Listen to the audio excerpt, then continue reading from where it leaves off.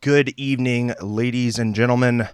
The Sharks lose again, back to back. This time, a score of 5-2 to the Pacific leading. Well, I guess it's the second in the division now that the Oilers have won. Vancouver Canucks.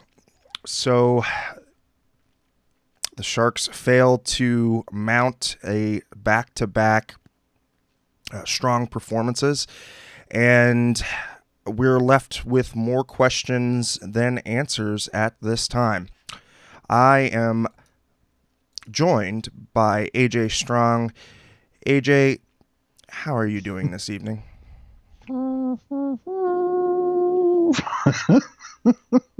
I mean, let's just play taps already. It is what it is, people. Welcome to the shit show. Everyone's invited. I mean, is there any other way to put it? I mean, quite honestly, you can't, you can't shine a turd, and I feel like maybe there's been a little bit too much time trying to do that, and the on ice production, the on ice, I wouldn't say effort because I'm sure that they're trying, but just the results are not there, and again, questionable decision making, questionable decision making on the ice, questionable decision making insofar as the lineup changes are concerned. Again, leaves us with a lot more questions than we have answers. And this was going to be an important homestand. It might be important for more ways than one. Well, look, I mean, prior to practice, we talking practice. Prior to practice yesterday for the Winnipeg game, they had tried out Ferraro with Burns, and to the point where some of the beat writers were saying, hey, looks like Ferraro's going to play with Burns. That did not happen last night. It did happen tonight.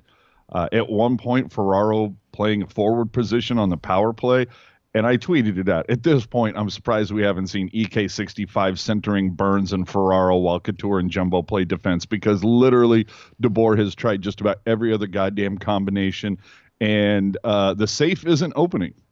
And at this point, something's got to change. If you remember back, I believe it was end of November 2005, the Sharks were in a huge downward trajectory. I think they had lost 10 games in a row, and it was announced during a game in Dallas that Wilson had made a move and brought in Joe Thornton. Does Wilson have the ability to do that now? No, because there's no cap space. And who are you going to move? The only one right now really with any value is Dylan. Now, you can sit there and say, well, what if we do another package deal like Wilson did, where it's 3 for 1 to get a big player in? So you look at maybe moving Dylan, Sorensen, and LeBanc, or Dylan, Sorensen, and Dell, although I have no idea why anybody would take Dell at this point. It's dumbfounding. It's bewildering how this team is playing this badly, but this is something we talked about coming into this season. I talked about it on an article on tealtownusa.com where it was, will Vlasic bounce back? Will the goalies bounce back? How do you replace Pavelski, Nyquist, and Donskoy and the 58 goals they scored last season? Shorter answer is they haven't. Yes, and if you want to be part of the show, thank you, AJ, for the great introduction. You can go ahead and follow us on the social, of course, using Twitter. You can go to Instagram, YouTube chat, of course, where we'll be monitoring and taking your questions, Facebook, SoundCloud, and Reddit. Of course, check us out on tealtownusa.com. Felix Chow with a great new article up, so go check it out. Oh boy. I mean, every time we do these wrap-ups of the game, going through the stats and things like that, it just seems like we are seeing a mirror upon mirror upon mirror of the same game. I mean, literally, another 5-2 loss. We can sit here and say, if you want to know our thoughts on tonight's game, you can go back and watch what we said for the Ottawa game. Same final score, same problems. Yeah, I mean, and you can look to the Bruins game. I mean, I think that was probably the most pathetic game that I've seen in the last, in this season. But I mean, overall, Bold statement. Well, I mean, look, I mean, it is what it is. I mean, that was a complete letdown. Yeah, a shit show, a letdown, whatever you want to call it. But you think, okay, maybe the Sharks will continue from the good that they had built up. They had done some good work yesterday. Felt like they came in with a solid game plan again tonight of just trying to do, trying to outwork the Vancouver Canucks. You saw a little bit of the physicality early, but, the results stay the same. 417, Brandon Sutter with his fourth goal of the season. Josh Levo and Virtanen with the assists, 1-0. And again, it's letting in a goal within the first 5 minutes, putting yourself down. This is an elite Vancouver team, and you can't spot them any leads, quite frankly. And to have them spot a lead that early, you're putting yourself in a hole. And quite frankly, I mean, what is the statistics from last year? It was like 55% of the time when you score the first goal, you're going to win the game. Somewhere in there. And this season right now, 4 out of 15, the Sharks have scored the opening tally. So, I mean, there's just, I don't know. It's like, how do you patch a boat that has leaks coming from everywhere? Where do you start?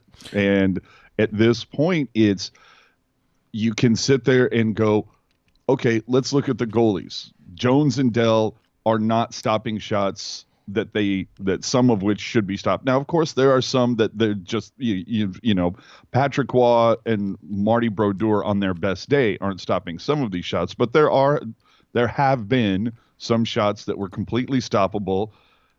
But you look at the goalies. Fact of the matter is, the numbers, they're continuing what happened last season, where it was sub 900, and it's consistent. It used to be back in the day, you'd see that real crappy game from a goalie. Well, it's like, oh man, you'd look at it, you go, wow, he didn't have it tonight. Wonder where his head was at or whatever. And now it's the inverse. It's now you see that one good game and you go, oh, wow, he really focused tonight. Wish we could see that more often, I mean, you're not wrong. And a little bit later on in the first period, we see a weird bounce, and we see a great hand-eye coordinated goal by Elias Pettersson as fifth on the season. Brock Besser and Bo Horvat with the assists there. 12:46 into the first, and the Sharks are now down 2-0. But on that second shot, I mean, you've got to be moving side to side quicker than that. And it was a great hand-eye coordinated goal, yeah, but this team right now needs a catalyst. Whether that's a catalyst in net, which that would be quite frankly a miracle at this point, a catalyst on the back end, or a catalyst forward. But right now, this team has nothing to rally around, and this team is lifeless. I mean, just the body demeanor of the team after the first goal went in, you could see that it was going to be that kind of a night. I mean, they've set themselves up so much mentally that once that first, crappy goal goes in, I think that here we go again. Yeah, that's what it looks like, and you can look at EK65, because I think, to me, he kind of symbolizes what's going on after that first goal is. I mean, you can tell by his demeanor whether or not he thought it was a shitty goal. And whatever, the other thing too is that as much as the goalies are going to get dumped on, and that's going to happen, it's part of the gig. but it's like every facet of this team is letting them down. You can sit there and say, well, Jones and Dell aren't, stopping stuff. Okay, yeah, that's true. But let's also take into account, over the last, I'm sitting here with my score sheet, and in 5 straight losses, the Sharks have put up 1 goal, just Right. one in 2 of those games. The other games, they put up 2 goals. So you can't. I mean, it's everywhere. The defense is letting, just again, the Sharks were outshot tonight. Granted, very small, 28-26, but still outshot. I mean, it wasn't. I mean, you look at last night, 53-19, still lose the game. You're putting a lot of rubber on, but of course, it's quality over quantity. Either way, the defense is lacking. Forwards aren't scoring. Couture's still sitting on 1 goal. Hurdle doesn't look like the player he was over the last few years. I mean, it's just at the beginning of the season we talked about like, oh, LeBanc at 17, Sorensen at 17. These guys should pass 20, maybe even look at 25. Kane and Hurdle both pass 30. Oh man, I wonder if both of those guys might be able to touch 35. Shit, I'll be surprised if any of them hit 17 at this point. I mean, they're not scoring. So it doesn't matter if your goaltender can't stop a beach ball if you never give him any support. Right. And I think the other thing there that you're bringing up, the offensive part of the game. But if you're not scoring and you're a forward, you sure as hell, if you're not scoring, you sure as hell be making sure that your own end is cleaned up. And they're not.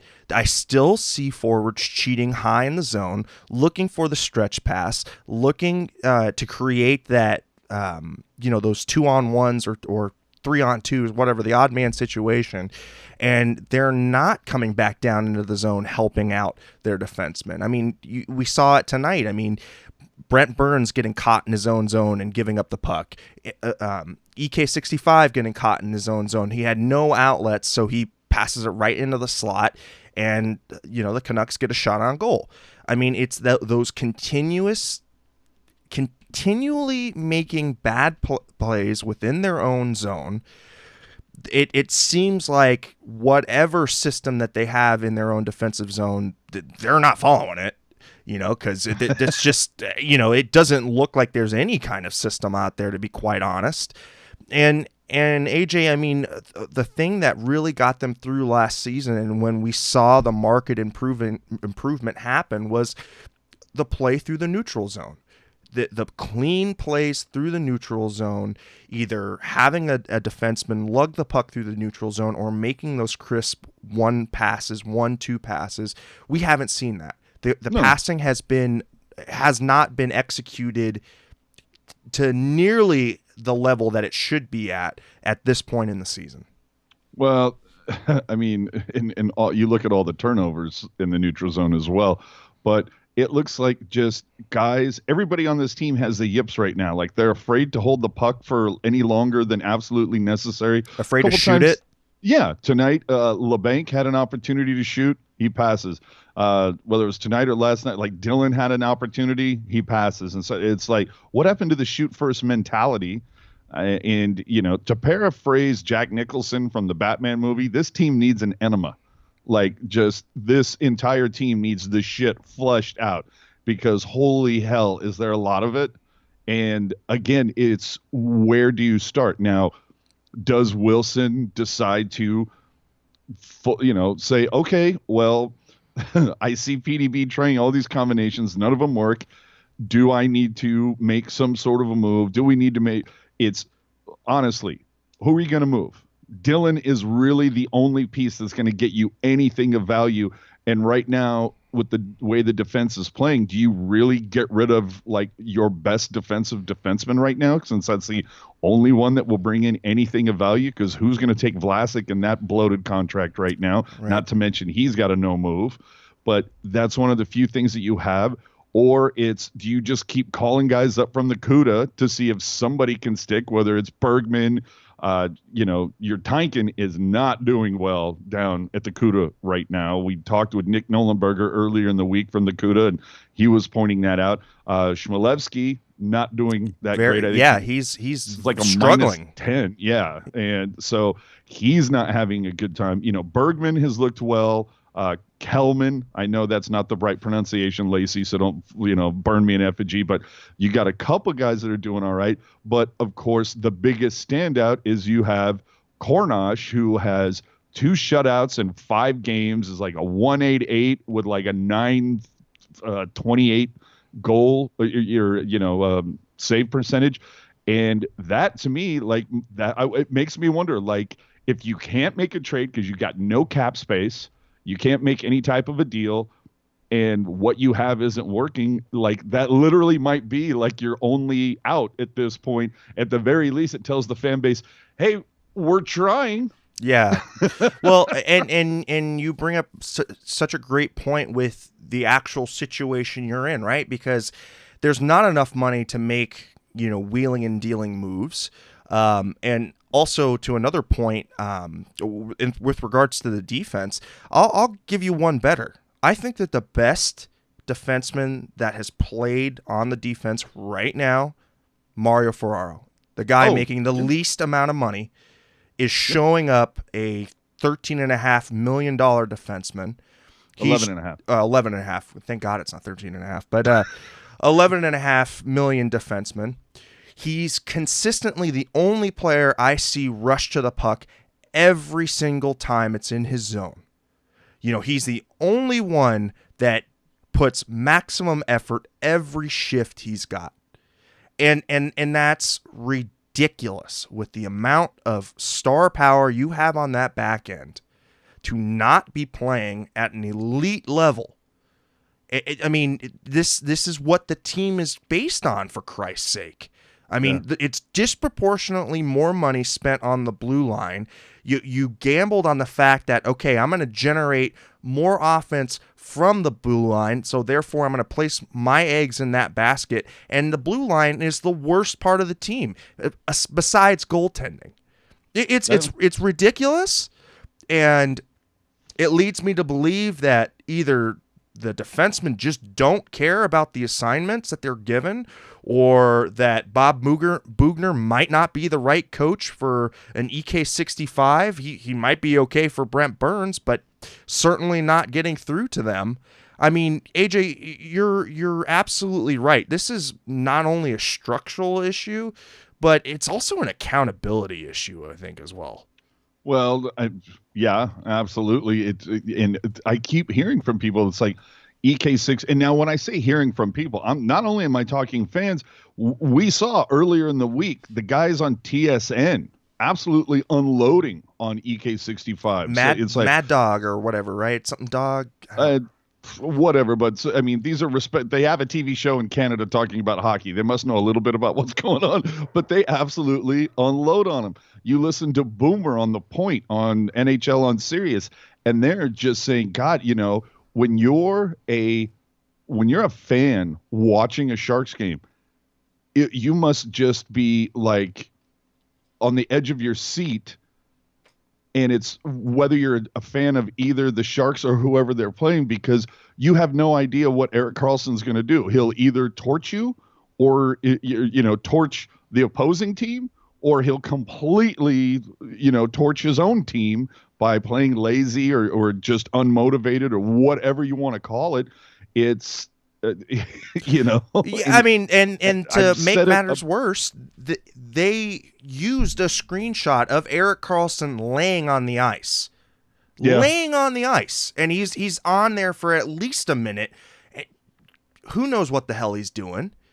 You know, mind you, he just took a hit, but still, it looked lackluster and looked, like he didn't give a shit. And I keep, I have to keep driving this point home. Why does everybody keep talking about EK65? Because when you're the highest paid defenseman in the league, never mind on your team, in the entire NHL, and you make so many of these questionable moves, I'm telling you, we're not focused on EK65 so much as if he's making half of what he makes. Right. But when you make the big money, you're expected to make the big plays. You're not expected to lead your team in the minus category. So it's gonna get focused on his contract will magnify all mistakes. That's just the way that it happens.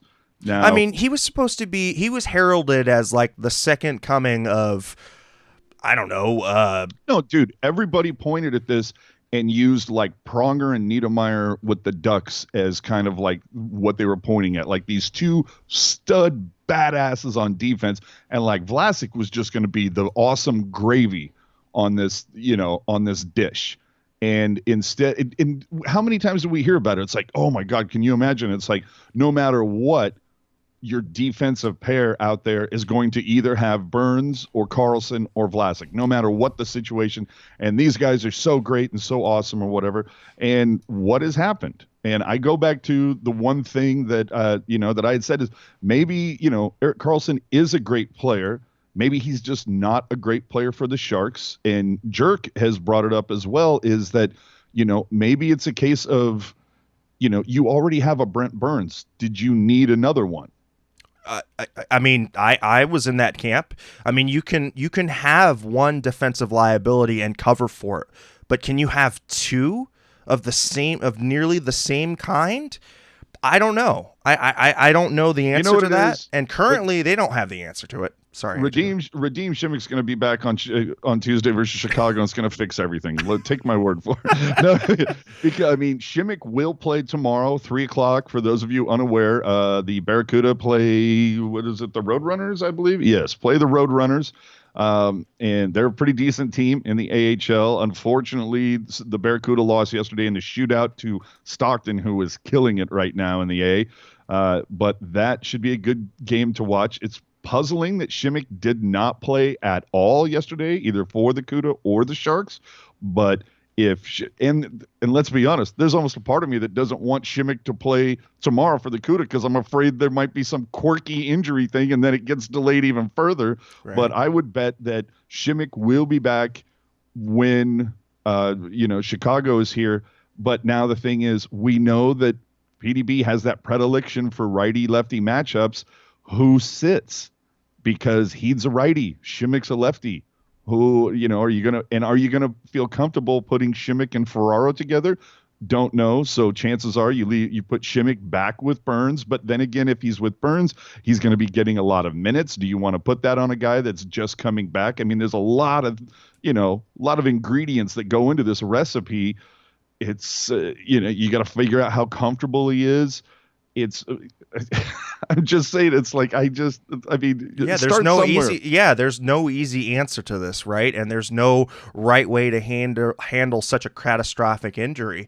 And I mean, just when you thought, maybe the catastrophe was over, you thought in this game where you're thinking, okay, maybe going into the second period, they will, pull out the same kind of effort that they brought last game where they put, 20 some odd shots on goal in a second period.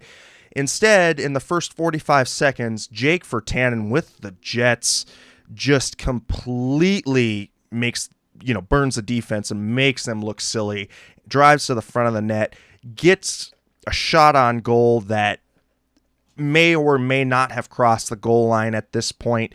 We can debate that all you want. It doesn't really matter in the end, but, he gets a goal and it's it's I don't know. Was it a goal or was it not a goal? I mean, look, I'm beside the trying to figure out whether shit's going to be called a goal or not.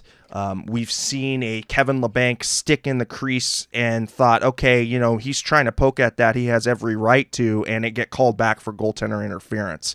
So it just seems like it's going to be one of those kind of years from the NHL where it's spotty as ever. There's no clear understanding of what's going to be called a goal, what's going to be called back.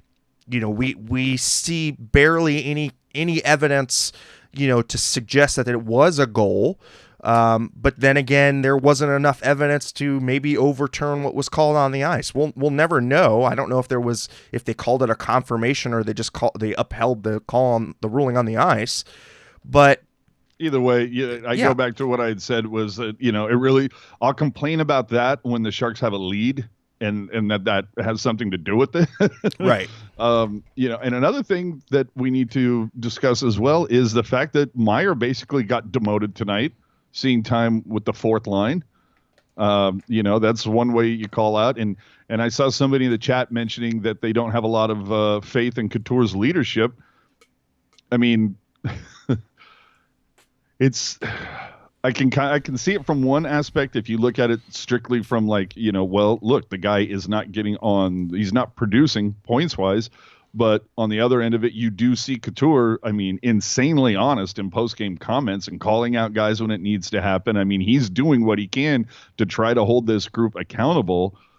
Again, I just and Gen X saying that there actually was video showing it did cross the line. Of course, NBC Sports California didn't have that feed. It should have had the Sportsnet up, but I digress. Either way, either way, at that point, the entire team slumped.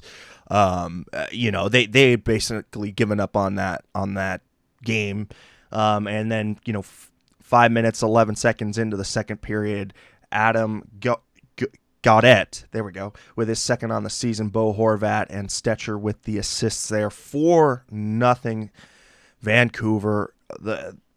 You don't even know what the hell's happening now, insofar as who's playing with who, what the team's doing on the ice. I mean, it was just, every man for himself at that point. Well, and fact of the matter is this team, it's 11 of 15 at home, none of them outside of the Pacific time zone until the very end of the month. And this is ample opportunity to try to bank some points and turn the ship around when you have all this time at home. And what's happened? You've already dropped 2, and you've got teams coming. Chicago, I don't think they're as bad as a lot of people think they are. And historically, the Sharks have not played Chicago that well. Then you got a crappy Minnesota game. By the way, oh my God, there was a GIF going around earlier. I guess Boudreaux lost his shit behind the bench tonight. Was just losing it. So go find that. But Minnesota, Christ Almighty, if you can't beat Minnesota, and now you're at what 1, 2, 3, 4, 5, that would be 7 losses in a row, and then you've got a difficult Nashville team coming in, and then Edmonton, who is leading the division right now. It's like things are not going to get easier for you. So what, at what point, and this is something we talked about on the Pucknologist, there are people, when the Sharks started off bad, and it was, they were 2 and 4 or something like that. Right. And people question those first 4 games, like, oh shit, like what's going on? And then of course, 3 weren't played with Kane, and then a couple more games. Oh, and then they signed Marlowe. And then it's the season still early. And again, I just go back to the idea of, okay, if that's your argument, tell me when. What does the record need to be for people to be justified in hitting the panic button? Not only that, AJ, you're completely right from a fan perspective, but I think what's more interesting and I think what's more worrisome, when the hell is Peter DeBoer going to give a damn?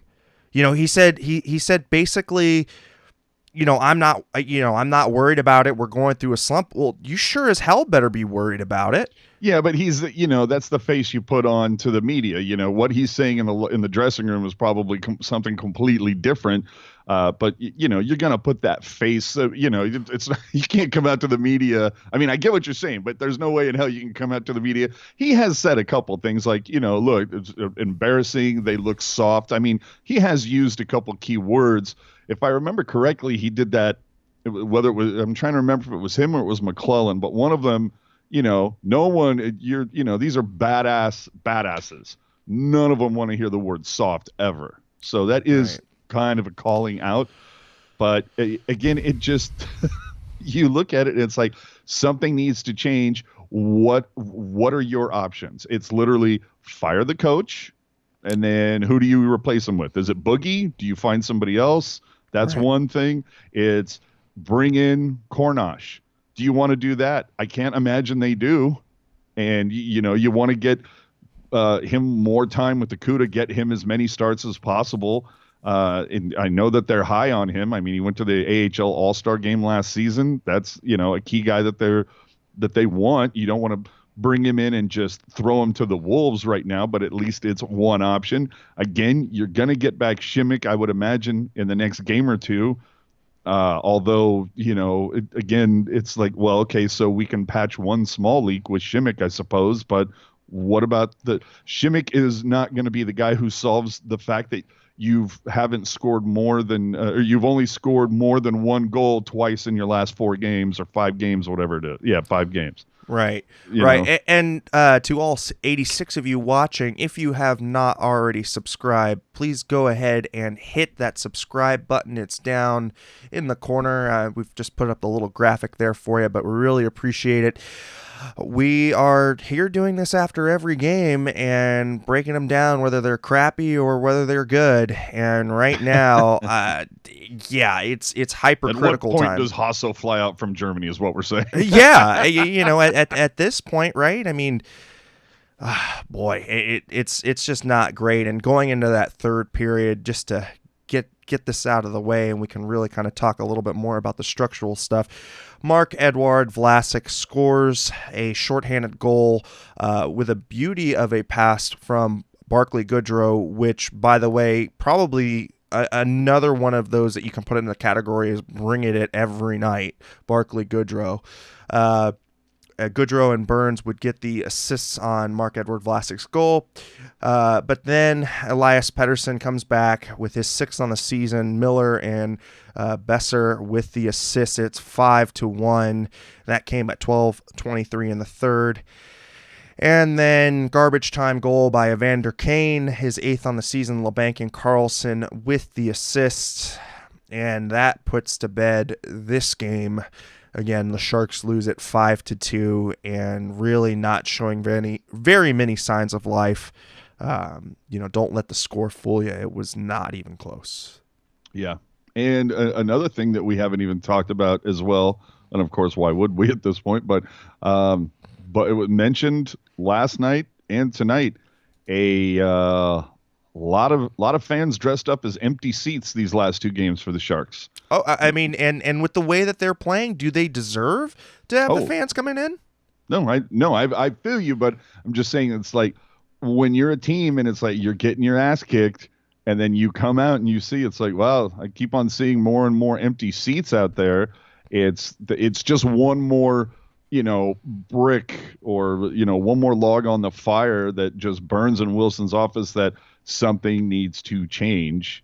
But again, it's what do you change? Right. At this point, to me, AJ, at this point, it's time to waive a goalie. It outright waive Dell. I mean, he's going to pass through waivers, and that's fine. Stash him in the CUDA. I mean, you get some cap relief, not a lot, but you get some cap relief by burying a contract, and quite frankly, that's the only easy lever that you can pull, right? I mean, the only easy lever is that, or bringing up a call up forward, right? Yeah, but then again, though, the thing is that just hear me out for a second. It can be, I can understand that there may be some fans that sit there and go, well, wait a minute, you're going to waive Dell and not do anything about Jones when their numbers are like damn close to being the same. You know what I mean? Like if one was like significantly better than the other, obviously they would get more starts. And then if it's like, oh, okay, this backup, we can't rely on him whatsoever, we'll waive him. Fine. Nobody's going to pick him up. But again, you go back to the thing of, well, okay, you're going to waive this guy. Sure. But his numbers are almost identical to Jones. Literally, what's the point? And again, the more that this team sputters, the more fuel to the fire for fans that say, now I'm not saying it's right or wrong, so don't at me. I don't want to hear it.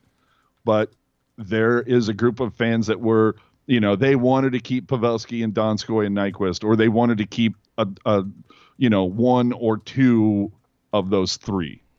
Choose your pick. They wanted to keep Pavs and Nyquist, but they didn't care if they kept Donskoy, something like that. But either way, it was, here's this huge chunk of money. Do we throw it at this one guy, or do we keep these three guys, or do we keep around whatever it is? It just seemed like, you know what? The defense felt good.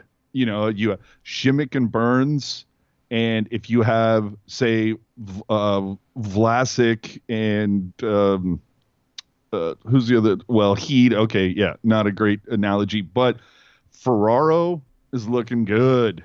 Yes, he is. And, you know, maybe you find somebody else who's a right-handed shot on defense that's not going to cost you $11.5 million for 8 years. Maybe you find somebody else that's more serviceable, that has a friendlier contract that will help fit your team, and it allows you to spend, you know, money at forward, whatever.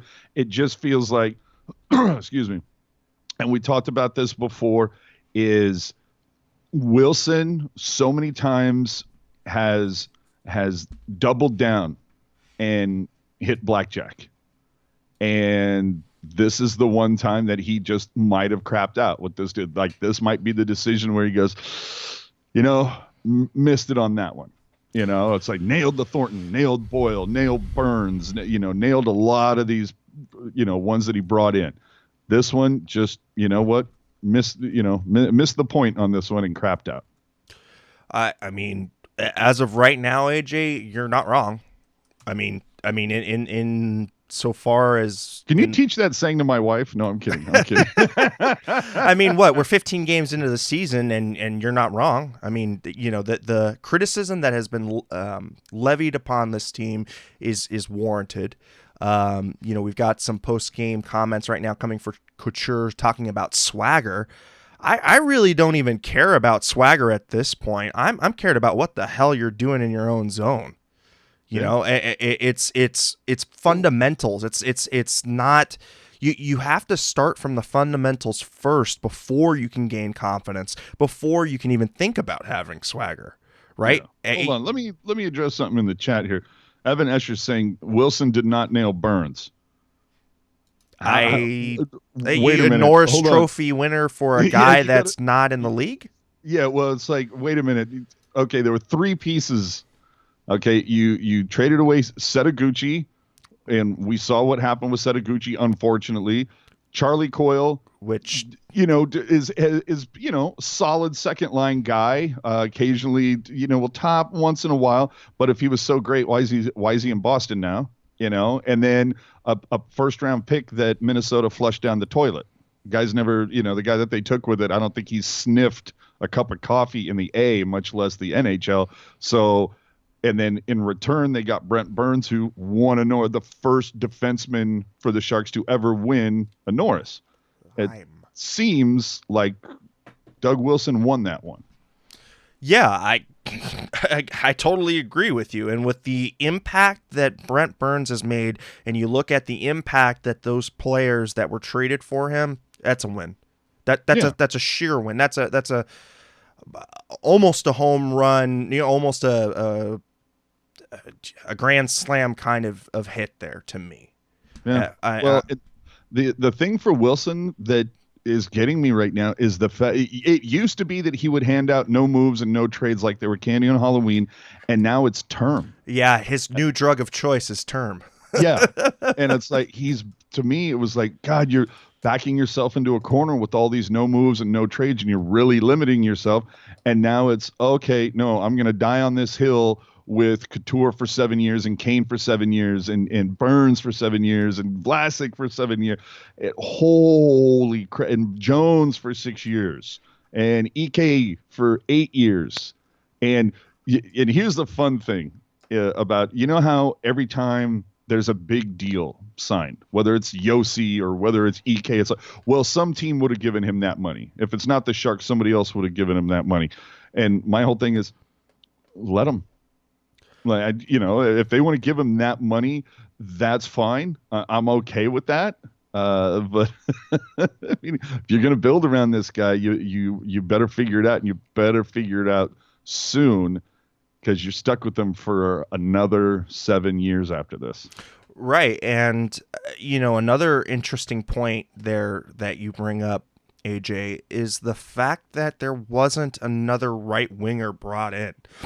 Another veteran right winger. I know There that was they had. nobody. And hold I on, I under. Gen X in the chat saying you have to give term to avoid giving the no move, no trade. Yeah, no, that makes sense. Term, money, whatever. I get that. And then it's like that's what you have to give in order to get. I understand that. Can we go back to the no 5-year deals and more no move, no trade? Because seeing these deals where it's like, wait a minute, when this runs out, Vlasic's going to be 39, and Burns is going to be 39, and Jesus Christ. Yeah, no, and you're right. I mean, the guy that I question why wasn't he even sniffed around is Ryan Dzingel. That was a guy Yeah. that could have been had in free agency, and you look at what he's doing now. That's a player that you could have used. Yeah, no, I remember talking about him in the offseason. That was a name that I was definitely eyeballing, especially when Ottawa was just getting rid of everybody.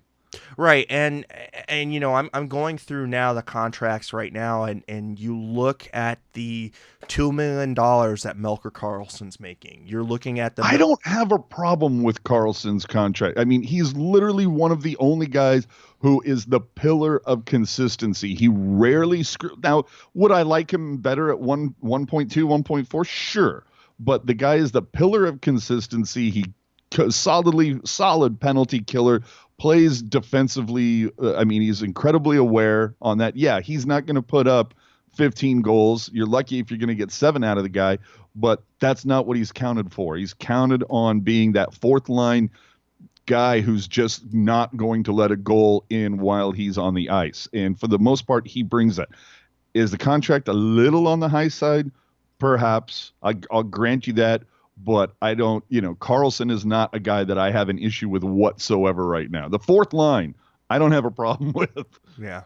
And that's saying something for a Sharks team, right? Because that was consistently seen as the Achilles heel of the team, but having them, put more effort out there than the top 3 lines, it's just it's whatever. It defies logic. I don't get it, but it is what it is at this point, and now it's like, what can you do going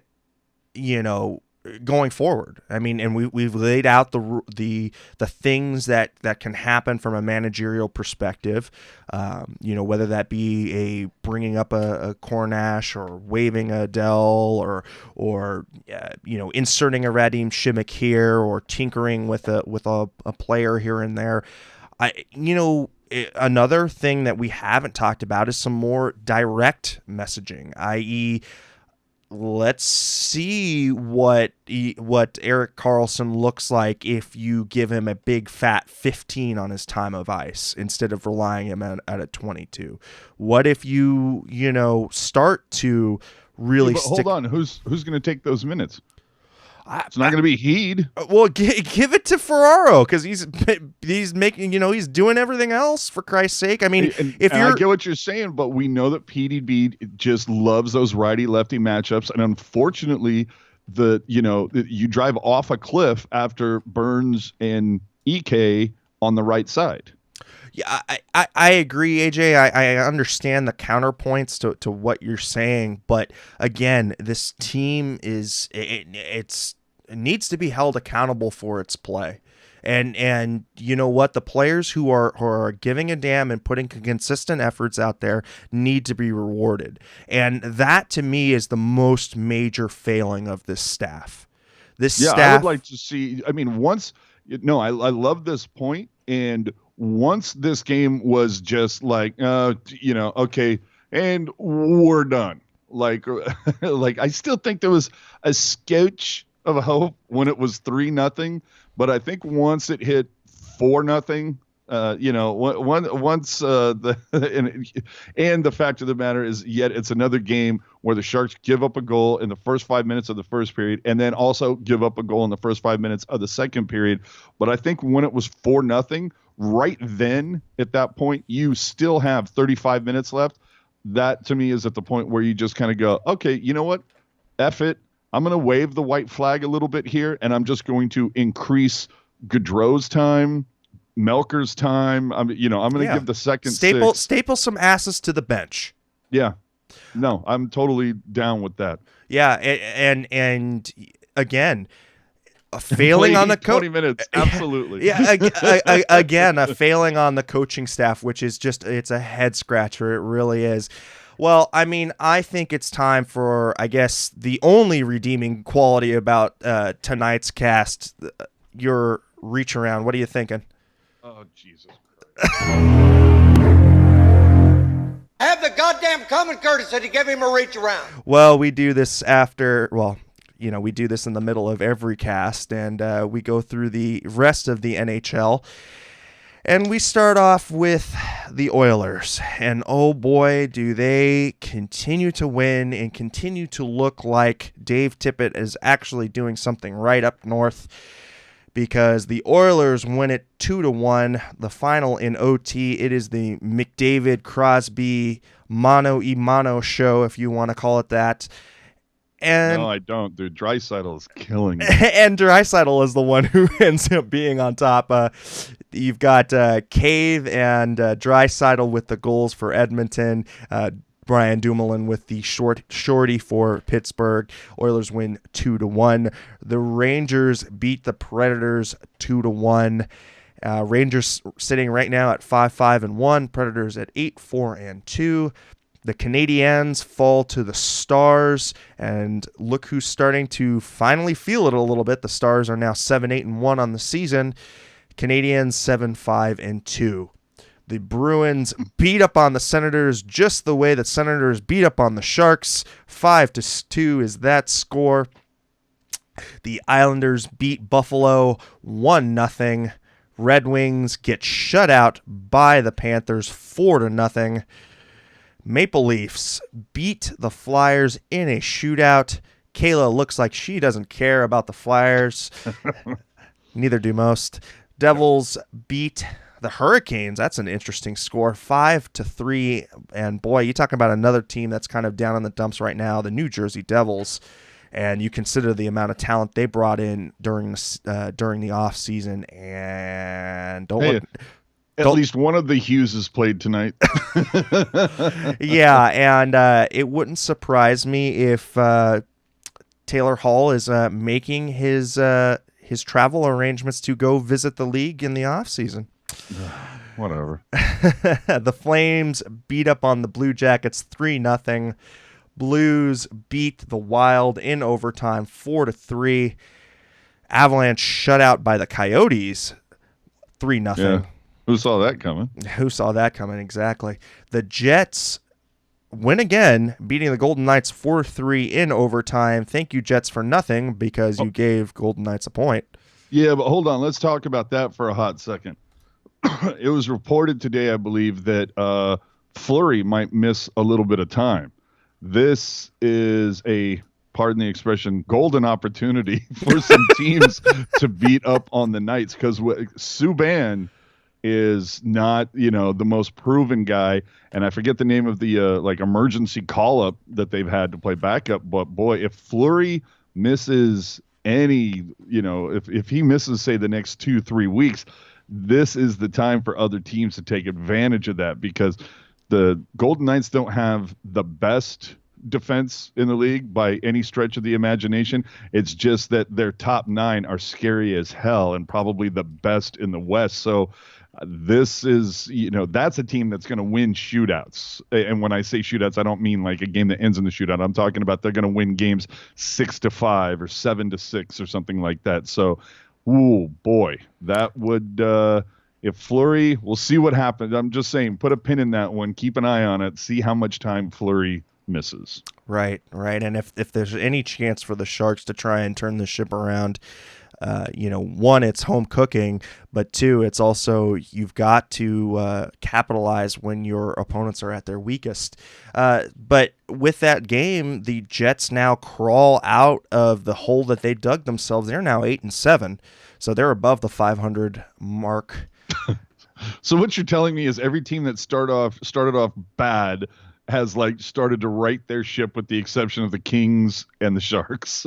Oh wait, no, the Kings won tonight and actually have a better record. They have Yeah. a better record than the Sharks. The Kings now sit at 5-9. They beat the Blackhawks 4-3 in overtime. Okay. Welcome to the basement, San Jose. I mean, you've earned it. You have earned it. You also now have the worst goal differential in the league. I'm sure you're worst in high danger chances given. I'm sure you're shots allowed. I mean, you are literally leading in every category, all the worst categories. You're leading in all the wrong ways, and taking a little peek here as well. While the Islanders on a 9-game win streak, the Sharks now lead all the NHL in losing streaks now at 5. At 5, yes. The Sharks have lost 5 in a row. Currently, AJ, I'm sorry, I have to correct you on one thing. The Sharks don't own the worst differential in the NHL. They wore the second to worst, because Detroit's now at -24. My bad. I meant worst in the West, but yeah. I'm I'm always so hyper focused in our conference and division. I don't even put. I show the East about as much respect as the Eastern media shows the Pacific Division. So that's where I'm at. Hey, if we're going by how much deserving that the team is of recognition, but give it another game. Oh yeah, the there's Sharks room can figure this out. Yeah, to make it to the bottom. Yeah, yeah. There's certainly enough time, and just in case that wasn't bad enough for you, we are now 29th in points in the league. Overall, we have 9 points. That puts us on par with Chicago and Minnesota and Detroit. Yeah. Now, and you want to hear even something more worse than that, if you want to just get this even more down. Lay it on me. Ottawa owns a better differential than we do. They're at a -11, and we are at a -20. Oh no, it's ridiculous. But the other thing that I wanted to point out too, just for a hot second, to get back to the attendance issues, I had multiple people try to give me tickets for both last night and tonight. Right, and I already have tickets to go this Thursday, and I swear to God, man, it's like this is gonna. Oh shit! Is that the? Oh no, it's the Minnesota game. So there is a little bit of hope. I might be sitting there going, "Hey everybody, I went to the game that that they got their second win of the season, right? oh no, third. Their third. When I say third home. Yeah, third home. Yeah, because I was at the Calgary one, so at least I was there for the first one. But holy hell, this is This is going to be a remarkable November, people. Remember this. As I said earlier, we all remember that stretch, or to use the phrase, I'm old enough to remember when the Sharks lost 10 straight and brought in Jumbo. We're halfway there, people. We are halfway there with a 5-game losing streak. And remember, the next 4 are at home. I mean, what happens if they lose the next 4, which is at this point entirely possible, because it doesn't look like anybody is on the same page right now. You know what? I'll do you one even further. I think that if the Sharks lose the next 4, PDB will be fired. Someone's looking for foreseen points. Yeah, no, I mean, I think that it's time. It's time to stop dicking around, and do something. I see where you're at, but the thing is like, I point to the fact that he signed a multi-year extension in the off season, and Kevin Kurz has talked about this a little bit, saying that it's not only did he sign the multi-year extension, but he took a team damn close to going to the final again last season. You look at that last game; those injuries were huge. You have a barely healthy EK65. Hurdle misses the time. You've got Pavelski with a jacked up grill. There was some significant injuries, and not to mention the fact that Jones sucked for those first 4 games against Vegas, then for like the next 10, specifically against Colorado, puts together a string of solid games, gets his numbers back to where they should be. And this is the one thing that a lot of people don't point out about the series against St. Louis is Jones's numbers went back down during that series against St. Louis. But either way, I'm just saying that some people will use that as a defense for DeBoer, that, you take away a couple injuries, Jones stops the puck here or there. Maybe they're in the final again, who knows? But they still signed a multi-year deal. Do the Sharks want to eat that money? Hey, Hasso has money to burn. Perhaps that's a way to go. But again, like you're saying, I mean, what other move is there at this point if they go 1-4 over their next 5? And this just in, Shang Pang on Twitter. Oh, wait a minute! Has DeBoer already been fired? No, this is a quote from Dell. What the room is like right now. A lot of frustration. We just can't seem to get anything to go our way. We're fighting for it. It almost seems like the harder we try, the farther we get from it. Quicksand. Yeah, it really is. And so you got to throw the lifeline out there. And look, I think for me, I just want to see some accountability from someone. Somebody's got to pay, so to speak, for these issues. And again, you have to show to your star players that this is unacceptable. I mean, the level of play is unacceptable. Molrat also with a really good point, counterpoint. DeBoer was also one questionable call from losing Game 7 at home versus getting shut out in Game 7 at home. Yeah, exactly. So I mean, that's a great point to make. That it's a game of inches, people. He loses that, and then it's boom. So it's go to the final your first year, losing the first round. The next year against Edmonton, losing the first round the following year against Vegas, and then beat Vegas in the first round last year. But you almost lost.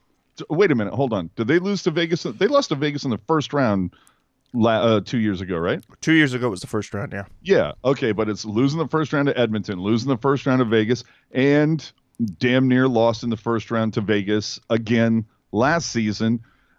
Maybe PDB is shown the door if that in fact happens. And as our buddy Gen X has pointed out, and historically the numbers have bore it out, is that PDB's best season is always his first, and it never gets better from there.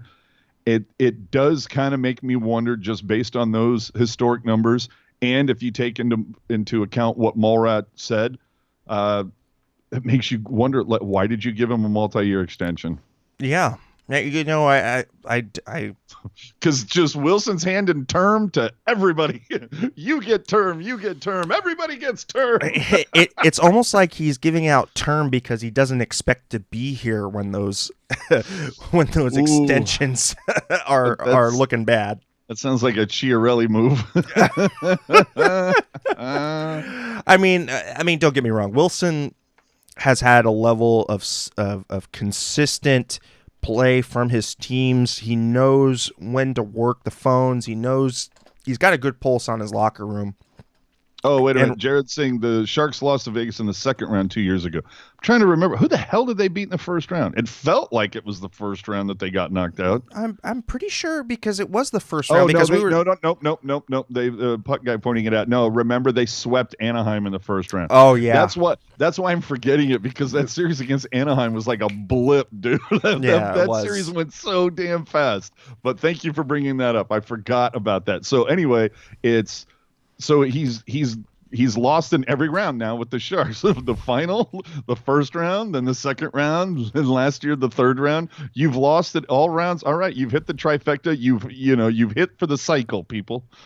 And I still go back to AJ, and even with subpar coaching or we'll call it questionable coaching. How about that? It'll be a little bit more diplomatic. Don't you think that there's enough talent on this team to at least be at 500? I mean, you would think, right? Yes, but again, I still go back to the point of Look, last season, the Sharks were. Go back and look at some of those scores. The Sharks weren't winning a lot of games 2-1 and 1-0. They were winning games 4-3, 5-4, 5-3, somewhere a couple of 6 to whatever. They were outshooting and outscoring a lot of their mistakes. And that was one of the things that I noticed with EK65. He does have hella wheels. But with that groin issue, it's like he thought he was faster than he actually was. He wasn't able to outskate the mistakes that he would make. And so far this season, he's not able to, outskate the mistakes he's making. It's again. Do you think he's still injured? I honestly don't know at this point. I really don't know. The only things that I do know is that the Sharks had a plus 31 goal differential last season.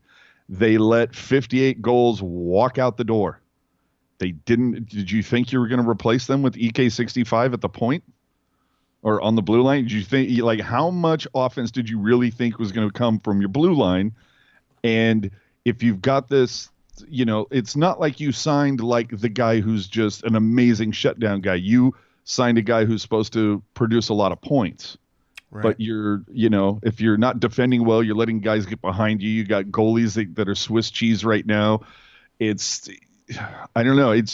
I think it's completely reasonable right now for people to kind of question Doug Wilson and his choices and the choices that he made. I get it. Generational talent, blah, blah, blah. He hasn't shown that here? He showed it for about a month and a half. December and halfway through January last year. But the other thing, too, is that if you look at the numbers for him over his career, last season was supposed to be the anomaly. He typically, even when he was injured, he still performed well. And he puts up consistent numbers for a while.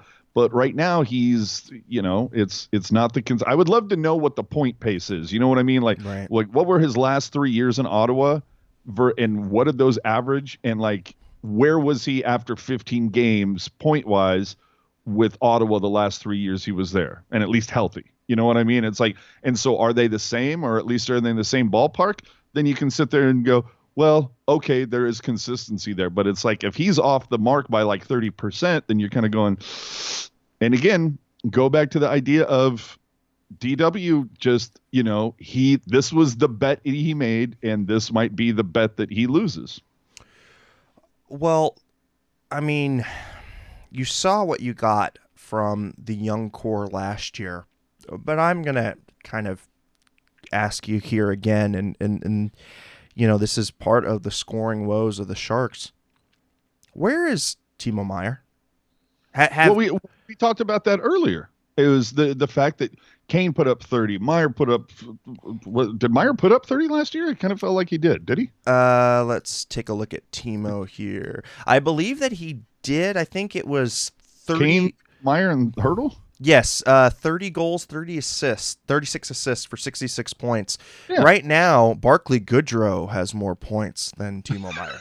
This is what I'm saying, but that's the whole thing is that your guys up front, aside from Kane, and now granted, that's the other thing too, is that you look at a game like tonight and you go, oh, well, Kane had, so many goals. Well, again, that's one of those things where I would really love to go over the course of a season and assign value to goals to better assess them analytically. Because tonight, Kane's goal gets, if we're ranking them 1 through 5, Kane's goal tonight gets a 1. It wasn't impactful. It didn't tie the game. Didn't give you. It was a garbage goal. Garbage goal, right? So so that gets a 1. But I would love to assign value in rating the goals like that. But Couture's sitting at 1. Kane is putting up points. But dude, LeBanc, and LeBanc had that stretch where it's he scored 3 consecutive games. But yeah, Timo, where the hell you at? Sorensen, what happened to the chemistry you had with Thornton last year? It's again, this whole thing to me is just mind-boggling. On paper, this should be a pretty damn good team. But then again, though, you lost what would be a second line for just about any other team in the league in Pavelski, Nyquist, and Donskoy, and you didn't replace it. And I go back to also after 2014. You let go of Dan Boyle and you didn't replace him. You didn't replace that value. It's almost like Moneyball, where it's kind of like, we have these three guys that get this amount, they average this amount of points. Where are we going to get that from now if we let them go? And we're not getting it. Yeah, I mean, Tomas Hertl with a very quiet 12 points right now. You've also got Logan, who's got he's got 10 points in 15 games, mind you, 1 goal in 15 games. And he's called that out. He's like, I can't be sitting on 1. Hertl can't be sitting on 2. Meyer can't be sitting on 2, or whatever the numbers are. He's saying, look, that line needs to produce more. He's absolutely right. Right. So I don't know. Maybe do you need to put Hertl and Timo and Couture back on a line together again? Because we saw how that line. Tried everything else. Yeah, I know, right? I mean, I know that destroys your center depth, but at this point, I mean, what else? What the hell else do you got to lose? Exactly. That's what I'm saying. Again, Shimmick is going to solve all of this, people. Hell, I mean, make Patrick Marleau your second line center, for Christ's sake. I don't care. But, I mean, you need to do something, because it's 15 games in. You've got 4 wins. You're on the clock here. And mind you, there is no solace going into the offseason next year, because you don't have your first round pick. It's not lottery protected. I ran through the terms and conditions of that one. It was miss playoffs 19. If so, then it becomes 20. If not, then it's going to be a 20 first rounder. And so, if that turns into the first overall pick, I'd say goodbye to Doug Wilson at that point. Well, and talking about picks, Jackal saying, if you let those players go and you can't replace them internally, it means you draft for shit. And he's right. Now, granted, the Sharks haven't had, historically, because they go to the playoffs every year, they typically have a lower pick. We get that. But it's, they obviously did well with drafting Meyer. They did well with finding LeBanc in the low rounds. They did well drafting Hertl. But then again, they shit the bed on Mirko Mueller. They shit the bed on Goldobin. There's a couple picks in there. Now, granted, they have found spectacular value at the low rounds. They've mined for gold. Pavelski, LeBanc, I get those. But boy, if just a couple of these picks, especially on the defensive side, imagine if Mirko Mueller ended up being the player that you would have hoped he would be. Do you need Erik Karlsson then? You know what I mean? You could take that money and put it somewhere else. Or do you give that amount of money to Marc-Edouard Vlasic, at his age? Yeah, I wasn't a fan of that by any means. Right. I mean, and again, it's just you knew that at some point the house of cards was going to crumble, because it was a bunch of long-term contracts to older players, and you knew that wasn't going to be sustainable. But I don't think anybody predicted that to be not sustainable this year, not sustainable, going forward. So, I mean, I understand you have to, you're not going to hit everything all the time, and you will have to buy stuff from time to time versus drafting and developing it.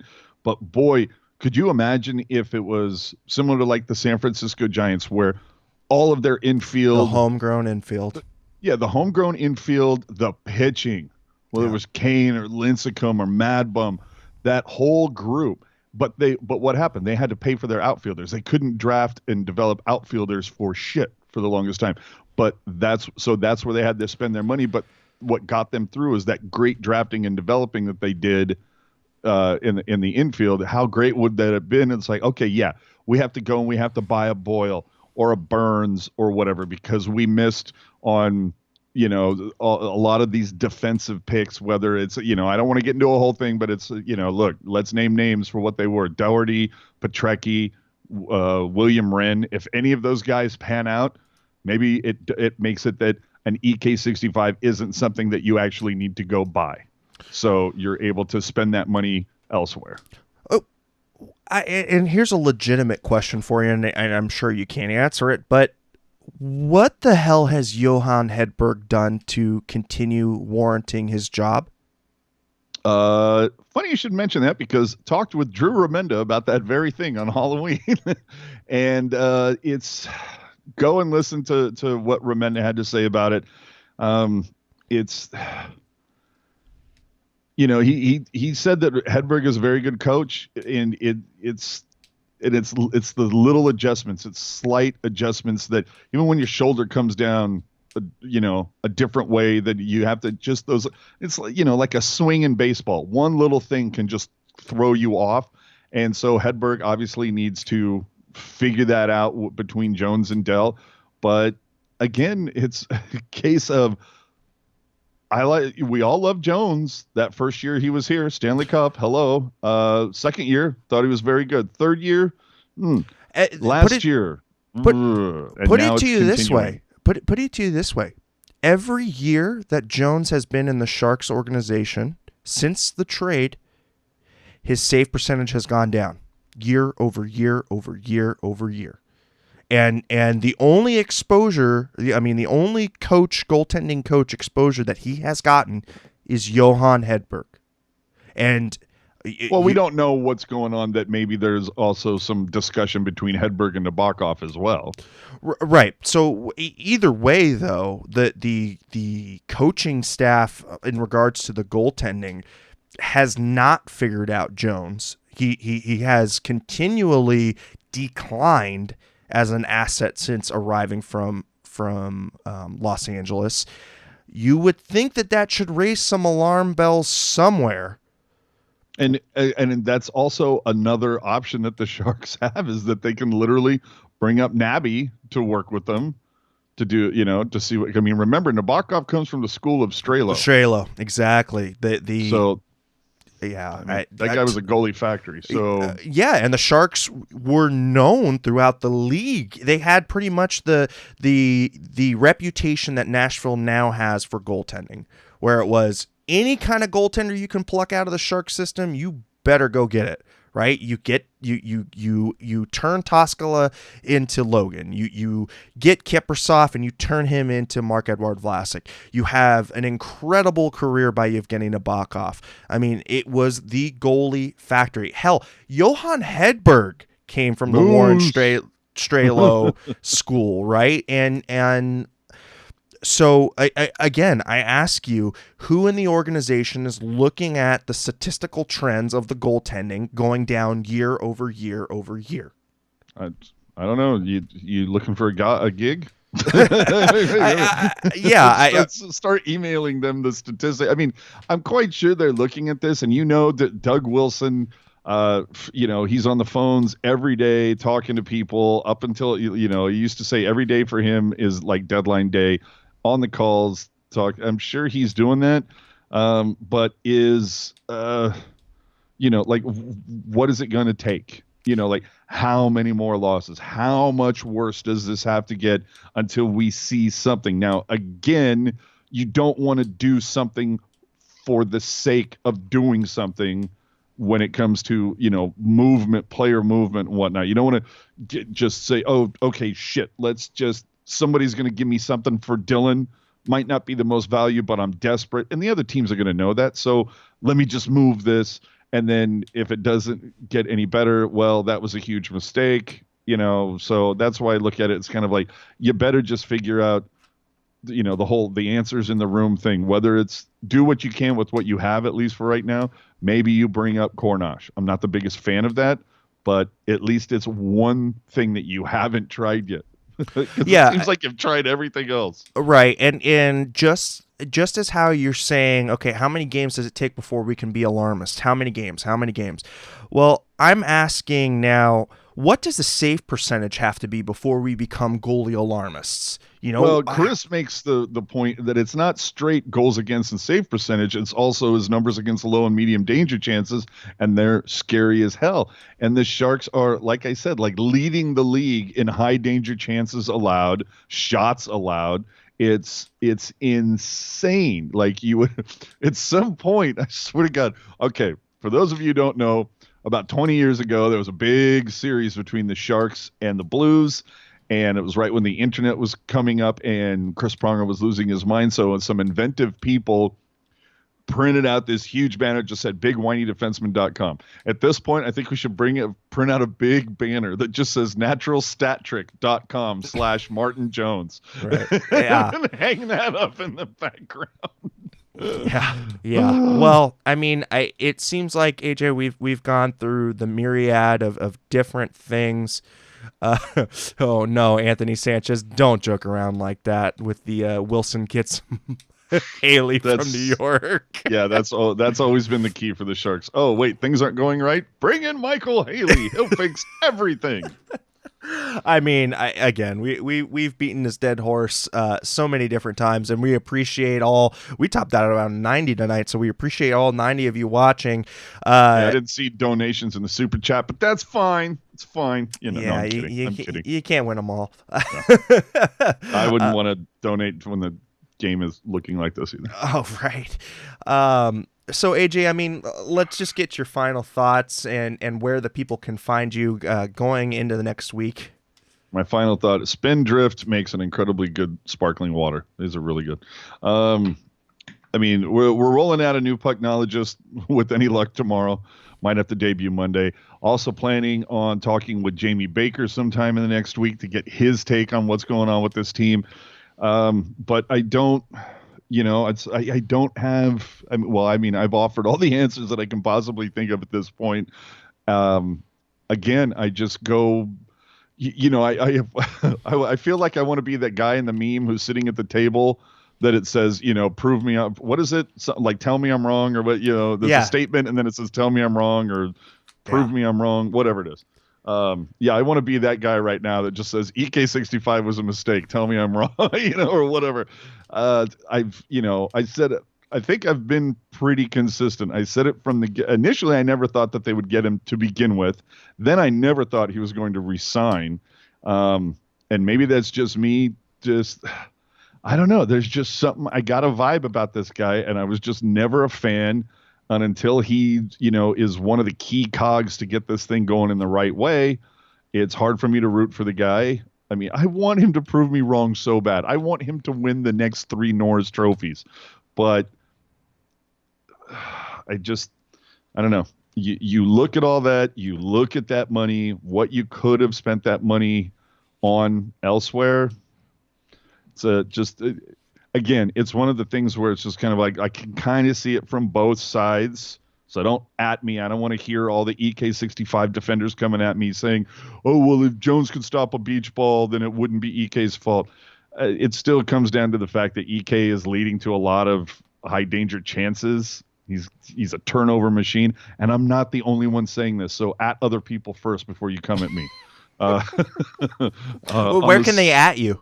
Yeah, exactly. On the social, AJ_strong, and I'm really don't want to put. Oh, wait a minute, it's right underneath me. It's right there. But yeah, AJ_strong. Wait a minute. Hold on. Oh, I want to go back. Patrick, hey, could you make that a banner and stick it next to the Western Conference Champions banner? Yes, Gen X, if you could get on that, if you could create a banner hanging from the rafters that just says Martin Jones Natural logo, naturalstattrick.com, 2017 to 2020. But anyway, if you could get on that, I'd appreciate it. AJ_strong on all the social media stuff.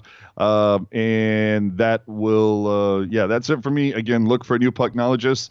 And if I can give you anything to give you just a shadow of solace, something to at least end this night on a good note, I have 2 things for you. First off, the 49ers are 8-0. And secondly, there's a new Saturday Night Live on tonight. so none of those are Sharks related, and that really goes to say how much I don't have for you right now. Exactly. I'm at Erik Landi. You can find me on all the social media garbage using my first name and my last name. As far as my final thoughts go, right now the Sharks, they are in a bad way right now. And I think it is time to stop coddling superstar players. I think it is time to, cut to the chase and for somebody to be held accountable. And I don't care how exactly that's going to be done, whether you want to do that in ice time reductions, or you do it in trades, or you do it in call-ups. But accountability is the name of the game for me. I know when we're going to get to critical mass is when the guys on the broadcast actually have a bad word to say. That's when we're at critical mass. Oh boy, that's for another cast. Maybe after the game on Tuesday, because quite frankly, I don't have any hope. Don't have hope going around that they're going to be that much. There's going to be that much different coming out. Dude, it feels like whenever I breathe, just a hint of like smoke comes out because of all the smoke that has been blown up my ass over these last few games about how the sky isn't falling. Well, we appreciate everybody hopping on tonight. Thank you, AJ, and thanks to everybody. And let me see if I can't get this right. Keep it real, keep it teal, keep it real teal. Thanks everybody for joining us.